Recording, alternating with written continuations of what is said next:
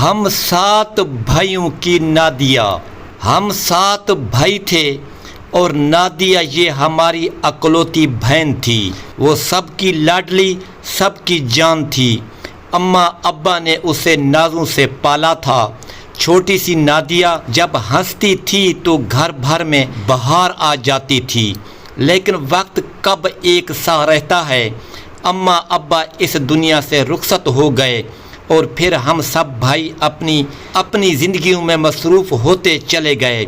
شادیاں ہوئیں، بچے ہوئے، کاروبار بڑھے، لیکن نادیہ وہ پیچھے رہ گئی۔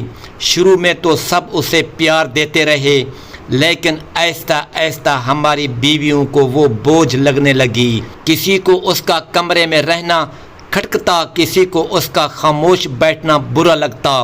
ہم بھائی جو اس کے محافظ تھے، اس کے دکھ بانٹنے والے تھے، ہم بھی زندگی کی دوڑ میں اسے نظر انداز کرتے چلے گئے۔ ایک دن بلال بھائی نے کہا، نادیہ کی عمر ہو گئی ہے، رشتہ ڈھونڈو، اور ہم نے بنا کچھ سوچے سمجھے ایک امیر گھرانے میں اس کا رشتہ طے کر دیا۔ نہ ہم نے ان کے کردار کو جانا، نہ نادیہ کی رائے لی، ہم نے بس سمجھا ایک فرض نبھا دیا۔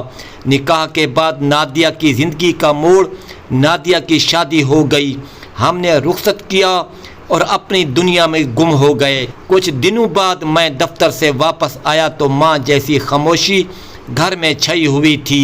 بیوی سے پوچھا، نادیہ کب آئی تھی؟ کہنے لگی، دوپہر کو کچھ دیر بیٹھی، چائے پی اور چلی گئی۔ دل میں ایک کسک سی جاگی۔ اس رات میں نے وسیم کو فون کیا، یار نادیہ لندن جا رہی ہے۔ اس کی خوشی بھری آواز میں جواب آیا، ہاں اچھا ہے نا۔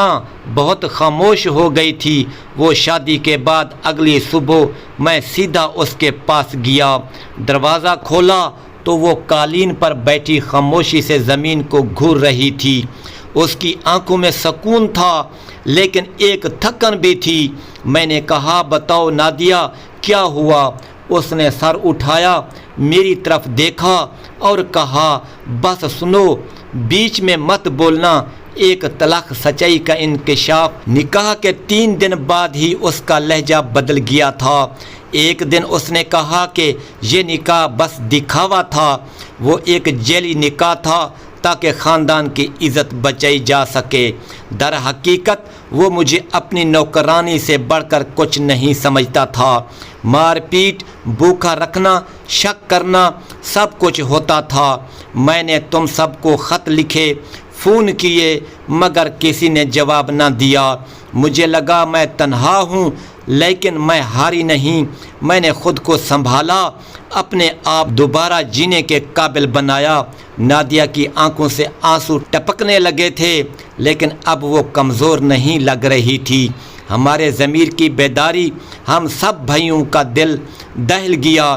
بلال بھائی نے سر پکڑ لیا۔ جاوید نے کہا، ہمیں کچھ بھی نہیں پتا تھا۔ میں نے دہرایا، اور یہی ہمارا جرم ہے۔ ہم سب کو احساس ہوا کہ ہم نے نادیہ کو اکیلا چھوڑ کر سب سے بڑی زیادتی کی ہے۔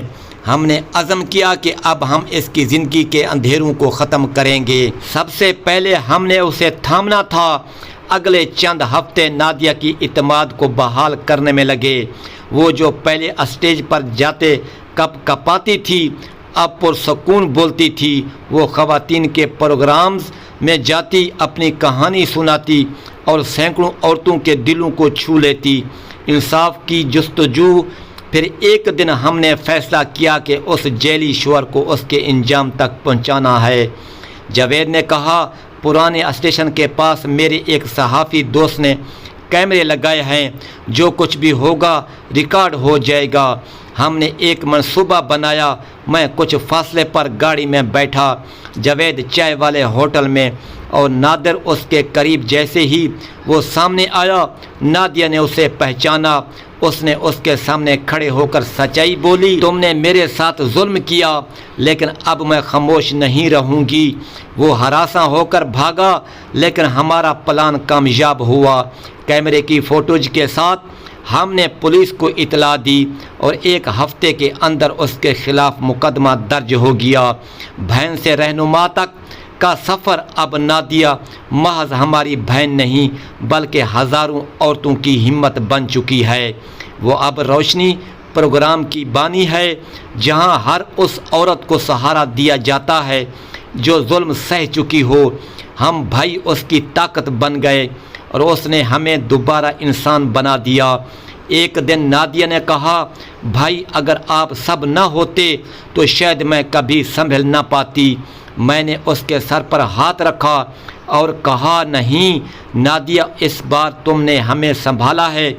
یہ تھی نادیہ کی سچی اور دل کو چیر دینے والی کہانی، ایک ایسی کہانی جو ہمیں یہ سبق دیتی ہے کہ کبھی کسی اپنے کو تنہا نہ چھوڑو، کیونکہ بعض زخم خاموشی میں رشتے رہتے ہیں اور پھر زندگی کو بدل دیتے ہیں۔